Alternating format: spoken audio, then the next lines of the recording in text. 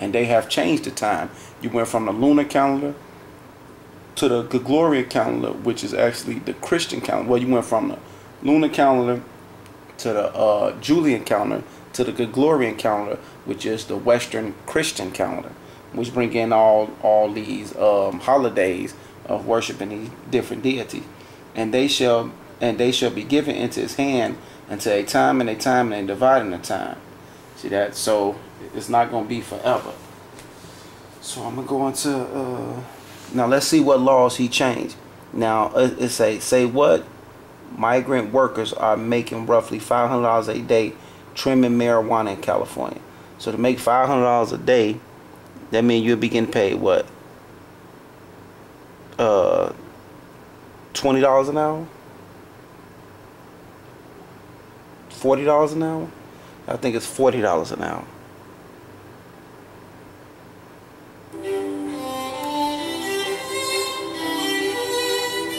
We're trimming cannabis is the technical term. That's actually the term where the pot industry, the cannabis industry, is trying to push everyone to say it's cannabis. That's what it really is. All these laws and time. But he just demonized the Latins in California. Manicurists. Yeah, we're manicuring. I don't know why they think that. See, this Esau, he changed laws and times. See, locked all our people up under this marijuana. Go back to the 60s it's for the and early 70s during a Haight Asbury, peace, love, never take a bath kind of movement. There was somewhat of a movement north, and land was fairly cheap in Mendocino County. Mendocino is about 130 miles north of San Francisco. The Emerald Triangle is 3 counties up here in Northern California. They call it the heart of the cannabis growing region of Northern California and the whole country for that matter. And it got nicknamed kind of the shape as the Emerald Triangle, you know, it's triangular. We actually have families that have grown marijuana for 3 generations here. I'm not saying that as a good thing, I'm not saying it's a bad thing. It's a factual thing. And it's certainly, you know, some of the conversations I've had with them is when they're in the back seat of my car, you know, going to county jail. And some of the conversations I've had with them is when we're in a restaurant having coffee together. It's a unique place, but I don't think anybody is embarrassed about the history. Some people are embarrassed that we're known for marijuana, but some people are quite proud of that. My first crop was in 1974. I'm an activist and a producer, cannabis farmer. What is really going on, Sean? But we the habitual criminal drug dealers, the blacks and the Latins. Latins. In the cannabis business. I started dealing when I was 13 years old. We were black market. That's all there was. There was we no habitual regulated criminals. market when I grew up.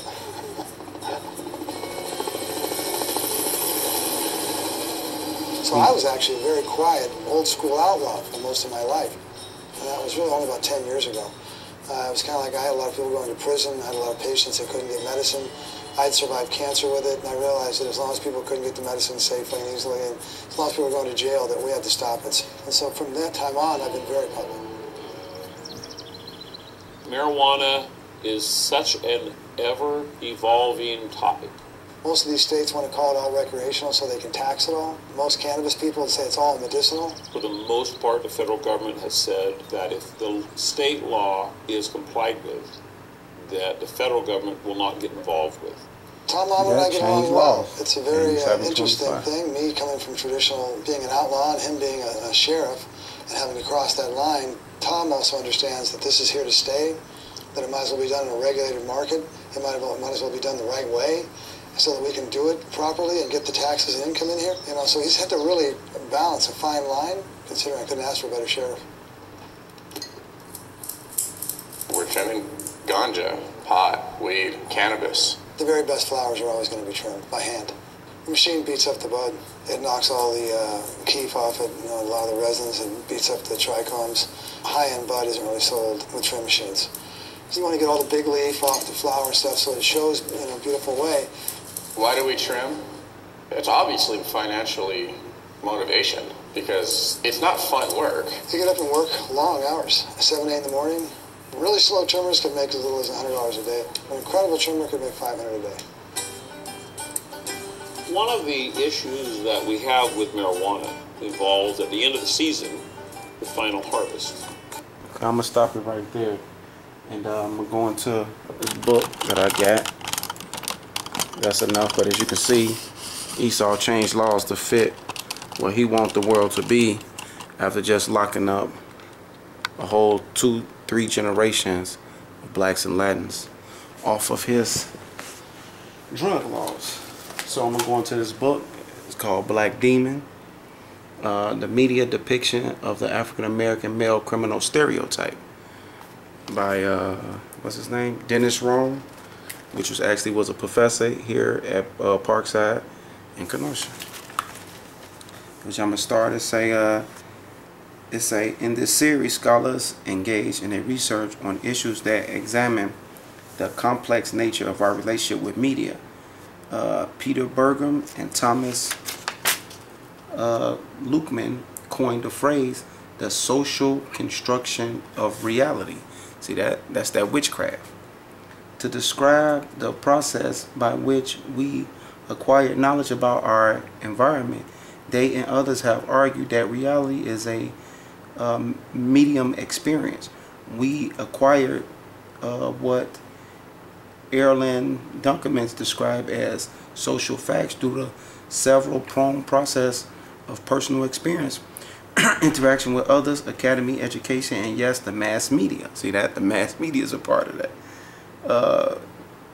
That's where you get your social programming and your predictive programming, which regards to crime and the criminal justice system.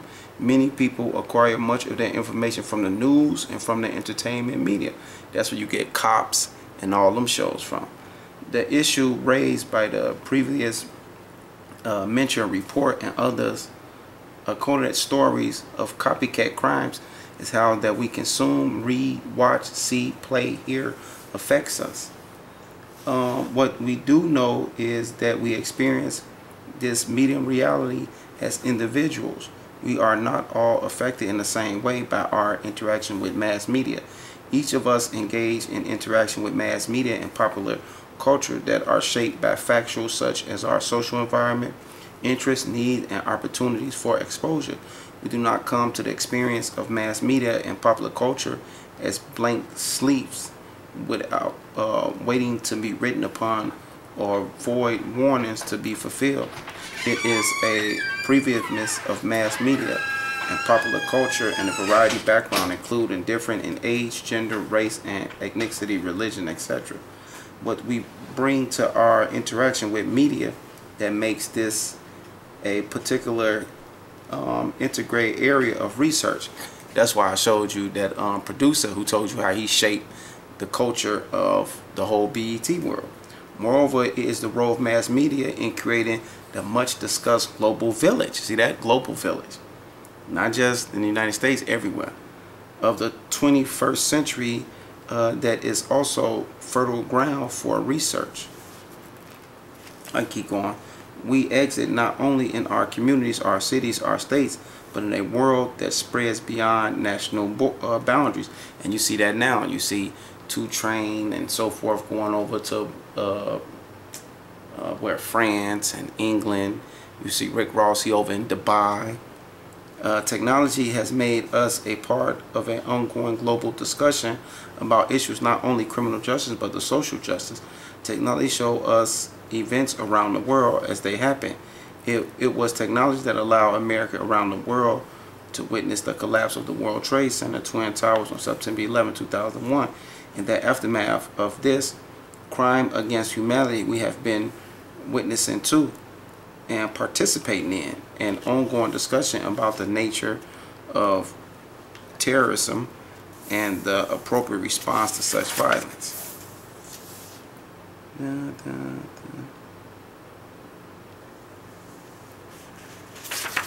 Okay, real quick, this will be the last of it.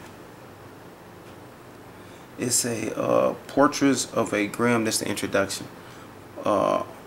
Portraits of a grim message were extended to black man violence, especially that of what violent black lower class male. I was told that all black males were inherently aggressive and violent. They, like white man, could rape, plunder, assault, and murder our souls. Poor black man with Negro features was particularly included to this behavior. I therefore acquired a deep seated fear of the savage nature of black men who could not control their pent-up aggressive hatred and sexual urges. That's why you had Hillary Clinton, Bill Clinton's wife, who just ran for president, called us super predators. And her husband made them laws to justify it. Believing them to be inherited criminal, my black female elders consider poor black man as the other. Another consequence for black America is that the monster image created by the white popular culture has been taken over by some poor blacks. According to Starworth, 1994, young black men and women both continue to follow patterns of slavery times. They became the monsters. Many fulfill white American image of them eliminating by becoming successful gangster rappers. Others fulfill this image eliminating by becoming badass niggas. Rappers therefore reinforce the popular belief that as badass niggas, your black young blacks can achieve fame, recognition, and a sense of being somebody. If they lose, however, they face a long stay in our jails and prisons, or even bodily injured and death, which that's what you see today. The present study contains that the negative stereotype that many people have of African Americans, Latins and Native Americans, men are created to a superficial degree by the mass media. That's their weapon. The media seem fixed on a controversial thesis that arose especially in the 1970s with the emergence of black exploitation film. That's those black films that showed what's some of the dude's name? Damn, I got it. Superfly and so forth. That's where you get those movies from. Them black movies that they finally let come out in Hollywood to the media and so forth, so you can portray yourself as this pimp. You're driving a Cadillac, selling dope, fighting the man. That's where you get that term, the man. Come here. Now I'm going to go into some of these scriptures real quick before I end this. I made it kind of long.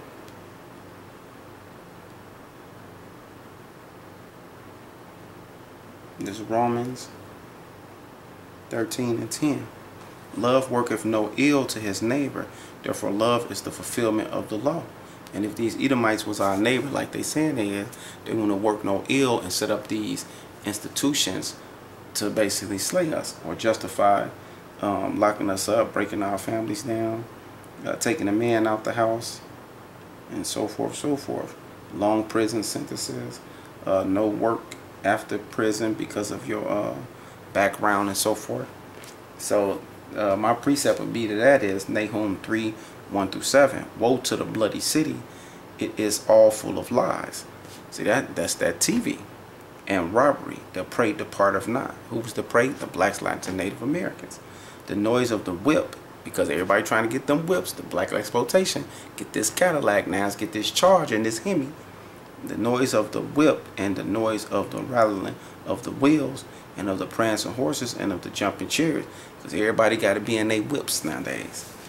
The horseman lift up both the bright sword and the glittering spear, which that's going to be the ICBM missile, and there is a multitude of slain, because this is going to be the end result of America, and a great number of carcasses, and there is none end of their corpse. They stumble upon their corpse.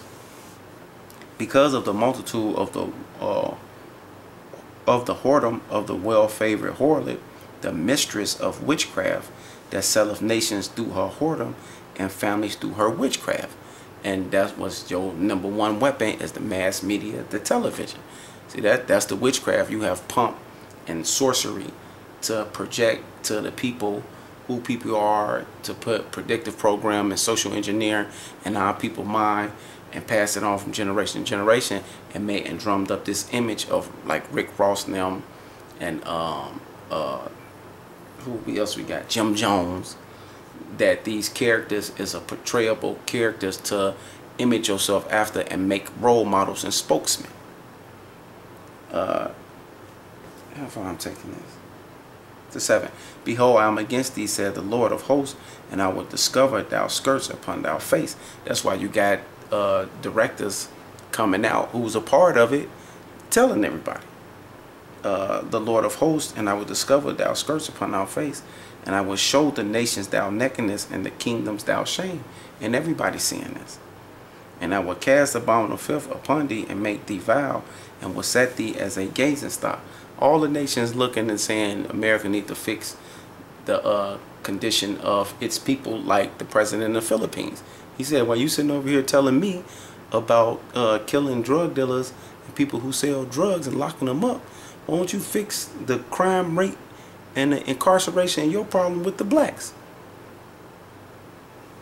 And it shall come to pass that all they that look upon thee shall flee from thee and say, well, Nineveh is laid waste, which Nineveh was the capital city of the Assyrians, which this is an Assyrian empire all over again, mixed with a Babylonian, mixed with a Sodom and Gomorrah, which is going to be destroyed. Who will bemoan her? Where shall I seek comfort for thee? Okay, let me go to this Ezekiel 35:5.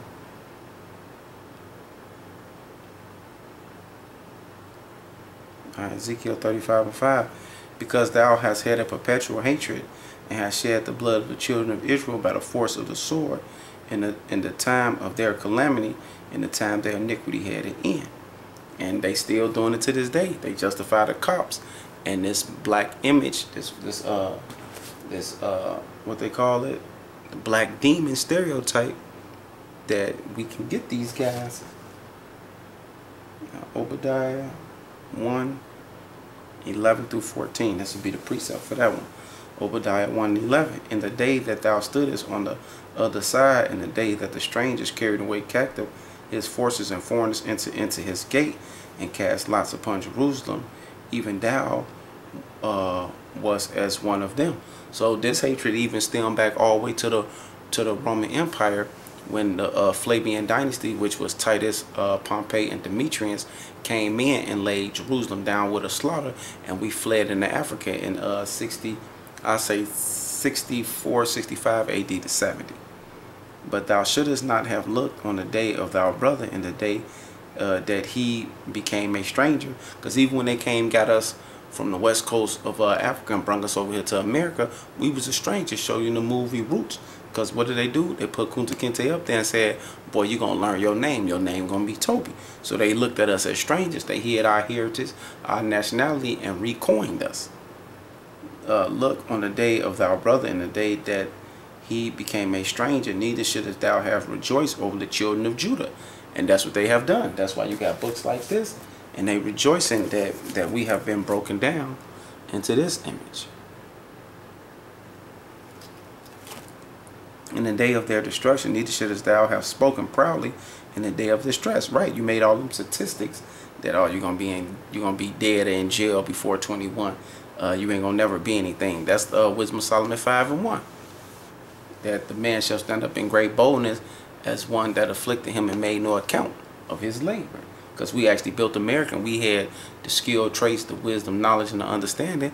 But what did they do? They took them away from us, disenfranchised. Because who you think did all the what do you call it, carpentry, building the houses, planting everything? The Jakes was doing that. But now all of a sudden we don't got no skills. We don't know how to learn, according to y'all IQ. Obadiah 1:13. Thou shouldest not have entered into the gates of my people in the day of their calamity. Yea, thou shouldest not have looked on their affliction in the day of their calamity, nor have laid hands on their substance in the day of their calamity. Right, they took everything we got, and they still doing it to this day. That's why they creating these false characters and saying, well, we gonna push this, not because he talented, but because this is what we want. Neither shouldest thou have stood in the crossway to cut off those of his that did escape. Neither shouldest thou have delivered up those of his that did remain in the day of distress. So, I'm going to end it with that.